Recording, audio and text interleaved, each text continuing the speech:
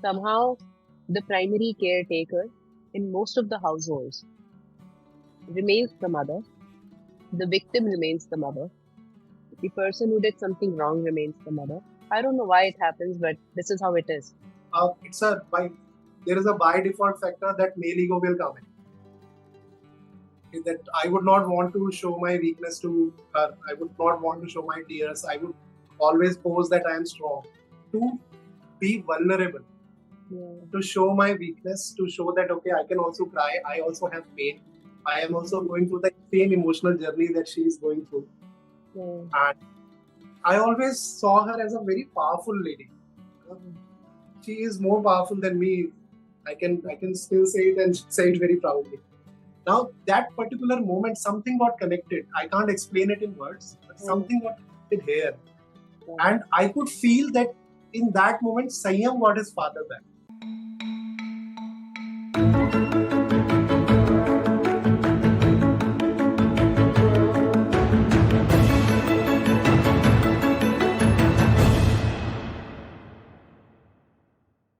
Hi, welcome back to Saiyam. आज जिस podcast को आप सुनने वाले हैं उसमें हमने अपनी पूरी जर्नी को कवर किया है। किस तरीके से क्या क्या चैलेंजेस हमने फेस करे, उनको कैसे हमने ओवरकम किया। We have literally poured our heart out. So इस पॉडकास्ट को एंड तक जरूर सुनिएगा। ये पॉडकास्ट 2 पार्ट्स में डिवाइडेड है। This is the first part. So without any further delay, let's start watching the podcast. Thank you for joining this session in this podcast.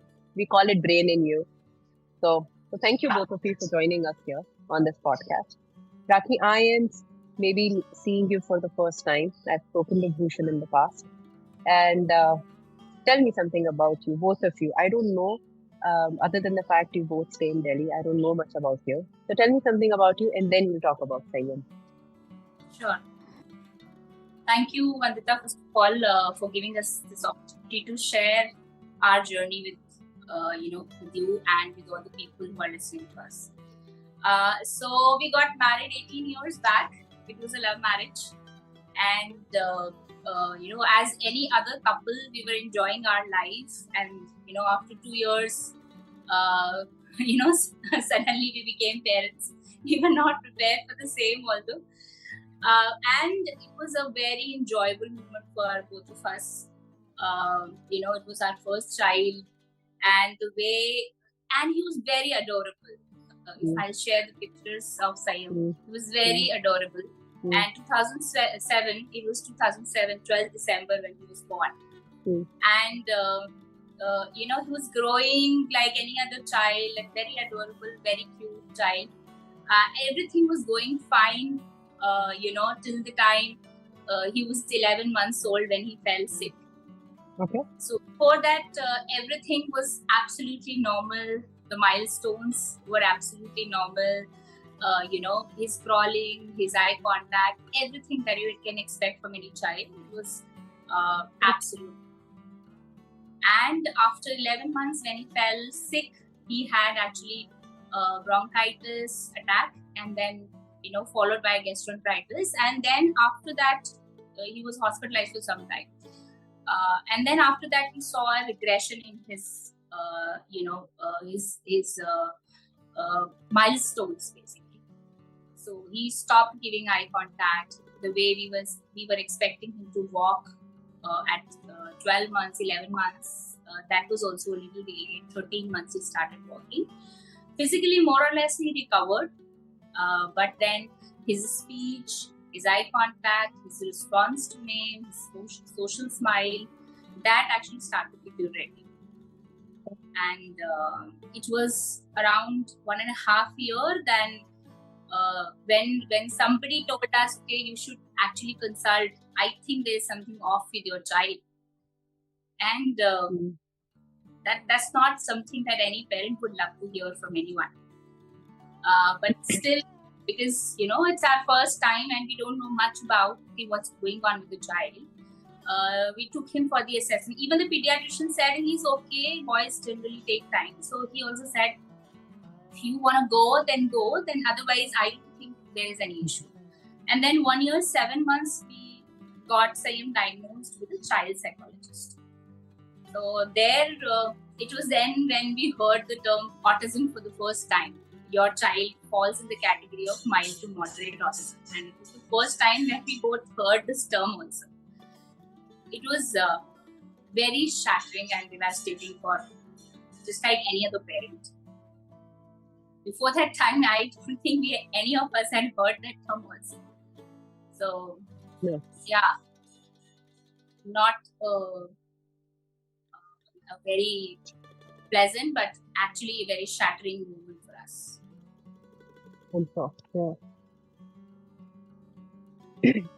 I have 2 kids, so I know what you're saying.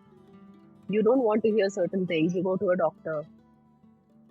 The last thing you want to know is something is not right. And the second thing you want to know is, okay, if it's not right, when does it get fixed? Yeah. So tell me when both of you were sitting there and the doctor told you this, what was your immediate reaction to each other? So honestly, when the report came in our hands, both of us were so stunned that we could not react. Immediately, we could not react at all. And, something was striking in my mind. Okay, there's something wrong with the report. Or this doctor is not qualified enough. Or, there's something wrong with the report. This can't be my child's report at all. So I didn't say anything, but this is continuously striking in my mind. Continuously that this is not with my child. That was complete denial in my head, and we both were so stunned that we didn't speak to each other about it at all for some days. Although we both were in our own world, I was in complete denial. My child is absolutely fine, and this report is nonsense. I don't believe this. And Bhushan, although he was not speaking to me, but I could see him, researching about the same a lot. Yeah. How did this happen to my child? What went wrong? What wrong did we do? That this happened to our child. What was our fault? So both of us were in a completely different state of mind, and we did not speak to each other. We didn't have the courage to speak to each other for some time. In fact, about this. It took us some days, his therapist and all started, but it took us some days to recover and even talk to each other about the same. So we both were very different, in a very different state of mind. That I was complete denial, and he would say, why this happened to me? And, researching all about what it is and what we can do. I was not even looking at the research because I didn't want to, look at it. So we were completely two poles opposite. But yes, both of us were very, very concerned about our child. And it took us some time. But then when we spoke, we actually, both of us broke down. Both of us broke down. And it was probably the moment that we both of us realized that we need each other even more than ever, because it was very essential for us to share ourselves. It was very heavy on the heart, and it was very essential for us to share ourselves with each other. I know. So that was the that I know. Yeah, this is a very honest emotion. I remember when my elder one had some medical concern and I was pregnant with him.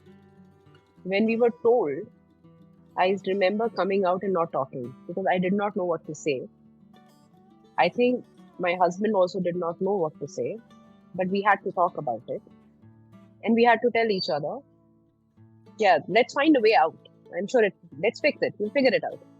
But this is the exact emotion that hits you when you don't have the courage to even speak up. When there's a lot of silence for days, when each of us are independently Googling, but let's find a cure, or let's at least understand why did it happen, what did I do wrong, because the baby's inside me, did I do something wrong? So all that. So I know, that is exactly the emotion that happened. This was a trying time for you as a couple. Absolutely. It pleased me to hear that you joined hands, but it saddens me to tell you that there are mothers in my network where the fathers have walked away. I really want Bhushan to share here. I'm sure many are thinking on these lines right now. Let me be very honest with you. Somehow, the primary caretaker in most of the households remains the mother, the victim remains the mother, the person who did something wrong remains the mother. I don't know why it happens, but this is how it is. And not only specific to India, anywhere. I really want you to share something here, Bhushan, because many men, many fathers would be listening to you. If only some of them can change their thought process, it will save several families. Tell me something that what kept you going? Did you both attack each other? And why not? What was that emotion that came to your mind when you looked at your wife or you looked at the mother of your child? How did you shield her? She would have been the biggest victim there, is what I see. I mean, unfortunately, this is how the setup is.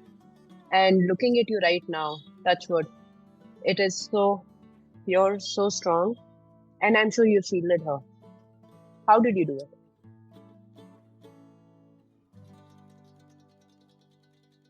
See, Vandita, if I look back, I would say that we were fortunate in some terms because uh, both of us, if I share on the personal side, we both of us knew each other since we were very young. We were in class 6th. So there is a bond that we developed even before the marriage, and we were like we are more like friends rather than a typical husband and wife. But when obviously something like this happens, there are days of silence. There are different mindsets, different things going on in her mind, different things going on in my mind. The only thing that worked and that kept both of us going was constant communication. We never stopped communicating to each other. It might be for a day or two, but not more than that, because where the communication ends the relationship. If you need to kill a relationship, just stop the communication, the relationship will end. Yeah. So that and authentic communication. I'm not talking about the communication. Okay, I'm being male. There is a by default factor that male ego will come in. That I would not want to show my weakness to her. I would not want to show my tears. I would always pose that I am strong. So fortunately, during this whole process, I learned one thing. I learned to be vulnerable, to show my weakness, to show that, okay, I can also cry. I also have pain. I am also going through the same emotional journey that she is going through. And I always saw her as a very powerful lady. She is more powerful than me. I can still say it and say it very proudly. The way she took it, the kind of courage she has to take up the challenges, I take inspiration from her. So communication, number one, and giving up the male ego, that's number two, because that's not a very good sign for any relationship, and especially if it's for your child, it will hamper. So I want to ask you that next question. That a lot of parents say this. Somebody may have told this to you also. Okay, how will we fix our child? You question how common. How do we fix our child? What do you feel about it? How do you comment? How do you solve this dilemma? How do you solve this question for people? How do you fix this out? No, I'll share the example of Sainyam for this. There were many months, not months, actually years, for which we tried to fix him. Like we literally used to take him. We were actually slogging him. Actually, 3 therapies in a day, 5 days in a week. 2 घंटे, 1.5 घंटे का. Then there was commutation time. We were tired. He was tired all day, and we were actually taking him. He became a machine for us. एक machine है जिसको हमें fix करना है जो ठीक नहीं है, and in the process we did not realize, Vandita, when did we become machines as parents? It was just like a machine trying to fix another machine. There was no emotion. There was no love was lost. And कई बहुत time तक चलता रहा ऐसा. There was one point of time when something happened. There was some seminar that we were attending, and this realization came from somewhere that because of our fear that he might not live an independent life, he may be dependent. Because of our fear, we were slogging him, and we were literally trying to fix him like a machine. And I still remember that day. That it was a particular incident. Like I still remember हमारी जो लेन है वहाँ से बाहर निकल के ना एक पेड़ है, वहाँ पे सुबह मैं उसको घुमाने के लिए ले जाता था. So that was the morning when I literally hugged him. बहुत जोर से उसको मैंने hug किया, and I said sorry to him. I don't even realize whether he understood what I said or not. I just said sorry.